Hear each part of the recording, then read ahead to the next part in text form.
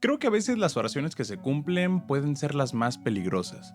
Durante una década, el público mexicano pedimos a gritos una segunda temporada de Una familia de 10. Queríamos respuestas, queríamos saber qué pasó con los hijos de la nena y Plutarco. Queríamos verlos triunfar en su nueva casa y lo conseguimos. Pero lo que recibimos desgraciadamente no fue una continuación, fue un eco vacío de algo que alguna vez tuvo alma. Hoy vamos a hablar de Una familia de 10, pero no de la franquicia interminable que es hoy, sino de ese suceso que ocurrió en 2007 y que si tuviéramos un poco de respeto por el arte del cierre, debió terminar ahí. Porque ganar la casa no era el final feliz. El verdadero final feliz era dejarnos con la duda de qué pasó después. Esto es Máquina Terrestre. Hay una pregunta que me persigue. ¿Por qué nos gusta tanto ver la desgracia ajena disfrazada de comedia? No lo digo por juzgar, yo también me he reído. Pero hay algo profundamente perturbador en el hecho de que uno de los éxitos de la televisión mexicana sea, en esencia, la historia de un hombre que se está desintegrando frente a nuestros ojos mientras mantiene a 9 parásitos que llama familia. Pero regresando al inicio y para entender por qué la primera temporada de Una familia de 10 se siente distinta a todo lo que vino después, hay que entender de dónde viene. No nació en un escritorio de Televisa rodeado de ejecutivos, nació de una obra de teatro llamada El casado casa quiere, y se nota. La obra de la cual se inspira Una familia de 10 fue escrita en España por Alfonso Paso en la época de la dictadura. La obra nos presenta a una familia de clase media atrapada en el caos cotidiano por una causa sencilla.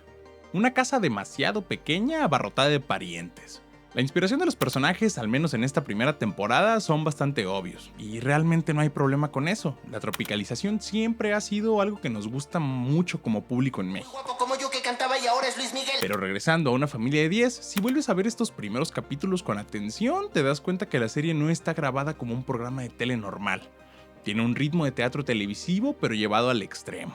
Los personajes no solo hablan entre ellos, le hablan al vacío, le hablan al espectador, se lanzan soliloquios que parecen sacados de una tragedia teatral, pero con chistes de tamalitos y dolores inventados. Esa primera temporada era una anomalía. Mientras otras comedias buscaban ser cinematográficas o parecerse a las sitcoms gringas, Jorge Ortiz de Pinedo y su hijo, Pedro Ortiz de Pinedo, abrazaron el origen teatral. Y funcionaba porque el teatro es, por definición, encierro. Ver a 10 personas apretujadas en un set que claramente es un escenario refuerza esa sensación de claustrofobia existencial que vive Plácido López. Hay dos momentos en esa primera etapa que no pagan renta en mi cerebro y que me hicieron decir, ok, esto es más profundo de lo que parece. El primero es el nacimiento de Adolfo. No es el hecho de que nazca en un partido de los Pumas, sino cómo es que lo narra. Es un caos absoluto donde la pasión deportiva se mezcla con el inicio de una vida. La cantidad de detalles que da y la forma en la que su relato nos va envolviendo es en efecto cine. Pero el que de verdad se lleva las palmas y el que me hizo entender que estaba viendo algo más denso es el monólogo de Plácido cuando creen que perdieron el concurso de la casa al final de la primera temporada. Es un momento de honestidad brutal. Plácido no está haciendo un chiste, está desahogando la frustración de millones de mexicanos que trabajan 12 horas al día para no tener nada y que a pesar de eso prefieren a los suyos unidos. En ese soliloquio el tono de teatro se vuelve total. Por un segundo, la comedia se detiene y ves al ser humano roto detrás del padre responsable. La tridimensionalidad del personaje se vuelve bastante clara. Un hombre gritándole al universo por qué la suerte siempre le da la espalda. No puedo más. No puedo más. El fantasma de los 10 años. Cuando la serie regresó en 2019, poco más de 10 años después, lo hizo con una trampa narrativa que parece de lo más cínico de la televisión reciente. Quemaron la casa que habían ganado. Es una decisión que grita, no sabemos qué hacer con personajes felices, así que vamos a resetearlos a la miseria. Al quemar la casa, destruyeron el arco de crecimiento de la serie, solo para volver a meterlos en el departamento pequeño. ¿Por qué? Porque la miseria vende, porque es más fácil repetir el chiste de la falta de muebles que escribir cómo vive una familia de 10 en una casa grande. El regreso se sintió como una nostalgia perezosa. La iluminación se volvió más finito, la edición se volvió más rápida y ese tono de teatro tan característico desapareció para convertirse en una comedia de situación del montón. Sí, fue un éxito de audiencia, pero fue un éxito basado en el cariño que ya le teníamos a los personajes, no en la calidad de lo que nos estaban entregando. En 2007, que Plutarco dijera, ¿tú crees?, era un rolling gag que funcionaba por el ritmo teatral. En la actualidad, que lo siga diciendo, después de 1000 episodios, se siente como un tío que cuenta el mismo chiste todas las navidades esperando a que te rías igual que la primera vez. La primera temporada tenía una voz autoral. Esto a pesar de estar inspirada en otra obra y se sentía que estaba intentando algo diferente con el lenguaje del teatro en la pantalla chica. Este cambio en las temporadas sería el equivalente a que te inviten a una reunión de exalumnos 10 años después y te des cuenta de que todos siguen contando el mismo chiste que ya no da risa, pero te ríes por compromiso y nostalgia. La resistencia de Eduardo Manzano. Tengo que hacer un paréntesis para hablar de la leyenda que es Eduardo Manzano. Descansa en poder. Ver a Don Arnoldo en la primera temporada es ver un maestro de la comedia física y verbal. Es el parásito definitivo, el hombre que solo vive para los tamalitos, recordar viejas glorias cinematográficas y para evadir cualquier responsabilidad. Es una actuación brillante porque logra que ames a un personaje que en la vida real sería una pesadilla. En las temporadas nuevas se nota el paso del tiempo, sus diálogos son más pausados, sus movimientos más lentos, pero hay interés profesional en verlo ahí, a su edad, entregando el personaje con la misma dignidad de siempre.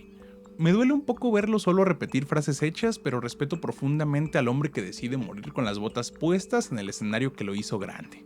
Él es el último eslabón de una forma de hacer comedia que ya no existe.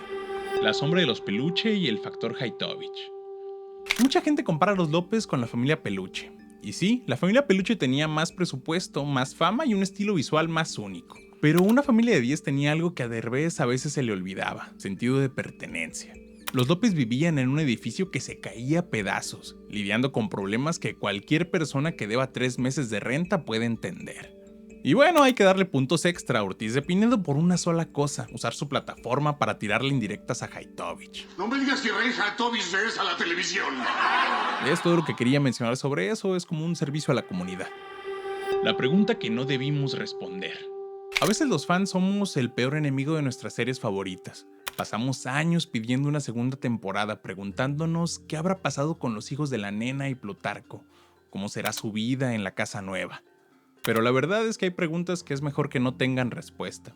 En mi imaginación, esos 10 años de la familia fueron gloriosos, llenos de espacio y de una paz que se ganaron a pulso. Me intriga pensar qué hubiera pasado si la segunda temporada se hubiera estrenado en 2008. Con la familia lidiando con la abundancia, con los problemas de tener espacio y no saber qué hacer con él. Eso sí hubiera sido una innovación creativa, pero lo que obtuvimos años después fue un eco de algo que ya habíamos visto. Pero cuando la serie vuelve y nos muestra que en 10 años no aprendieron nada, que siguen atrapados en los mismos vicios y que ahora los chistes se sienten más lentos y forzados, la magia se rompe. Ese es el problema en las producciones forzadas. No vuelven porque tengan una gran historia que contar, vuelven porque somos un mercado seguro. Y es ahí donde la serie pasó de ser un fenómeno a ser ese programa que pones mientras comes. La imaginación del espectador siempre será más rica que el presupuesto de un productor que solo quiere vender espacios publicitarios. En mi cabeza, los López siguen viviendo en esa casa que ganaron en el concurso, felices, sin incendios provocados por guionistas flojos. Al final, una familia de 10 es el recordatorio de que en México no sabemos decir adiós. Nos aferramos a los éxitos hasta que los convertimos en caricaturas de sí mismos. Nos da miedo el silencio que queda cuando una historia termina bien y preferimos el ruido de una secuela innecesaria. Y es así como vemos una excelente obra flanderizar a sus personajes hasta el punto del hartazgo. Hay algo casi perverso en la forma en la que televisión trata el éxito. En la primera temporada, acompañamos a Plácido López por un calvario de 24 episodios. Lo vimos sudar, aguantar a una bola de gorrones y soportar el abuso de su jefe. Por eso, al final, cuando ganan el concurso y se llevan la casa nueva, el espectador siente un alivio real. Es el triunfo del hombre común. ¿Pero qué hizo la producción 10 años después? Quemó la casa, así, sin agua va. En una decisión que desprecia totalmente el camino del personaje al quemar la casa para que vuelvan al departamento propiedad de la Chivis, nos están diciendo que nada de lo que pasó en 2007 importó, que el esfuerzo de Plácido fue en vano. No importa cuánto te esfuerces por salir del hoyo, el guionista va a hacer quemar tu casa con el poder del guión porque la miseria vende más que el progreso. Debió terminar ahí, con ellos entrando a su nueva vida porque el regresarlos al mismo set convirtieron una historia de superación en un bucle infinito de tortura solo para que Televisa tuviera algo que poner en su barra de comedia. Lo que más me duele de que la serie continuara es que ignoraron uno de los cierres más honestos que ha tenido la comedia en México. El final de la primera temporada es una joya de autoconciencia. La cámara se aleja, vemos los cables, las luces, el público aplaudiendo en vivo, vemos que todo fue una construcción, y a los actores rompiendo el personaje para agradecer. Es el programa diciéndote esto es teatro y el teatro se acaba cuando se cae el telón. Ese momento le daba una dignidad única, nos recordaba que estábamos viendo una farsa sobre la realidad mexicana. Al regresar 10 años después con un tono puramente televisivo y plano, rompieron ese pacto. El programa actualmente es como un chicle que ya perdió el sabor, pero que sigues masticando por costumbre. Al abrir el plano en 2007, Ortiz de Pinedo nos regaló un final redondo. Ganaron la casa, se acabó el encierro, el héroe tuvo su recompensa después de un año de tortura. Fin. Pero claro, en el mundo del entretenimiento un éxito no se celebra con un final digno. Se celebra con una secuela forzada y fue así como caímos todos a algo que ya no proponía nada nuevo. Solo repetía lo que ya sabíamos que funcionaba. La primera temporada es una pieza de observación social afilada. El resto es solo televisión. ¿Y tú? ¿Eres de los que prefiere quedarse con un final a pesar de quedarse con preguntas? ¿O de los que prefiere alargar la trama con tal de seguir viendo a los personajes? Tal vez, lo más valiente que podemos hacer no es seguir adelante, sino saber cuándo ya fue suficiente. Si te gustó el video, te invito a que te suscribas, le des like y comentes aquí abajo qué es lo que opinas de Una Familia de 10. Ya sabes que yo leo todo. Te invito también al grupo donde sigue el cotorreo, te dejo el link en la descripción. Esto fue Máquina Terrestre. Un saludo y chao.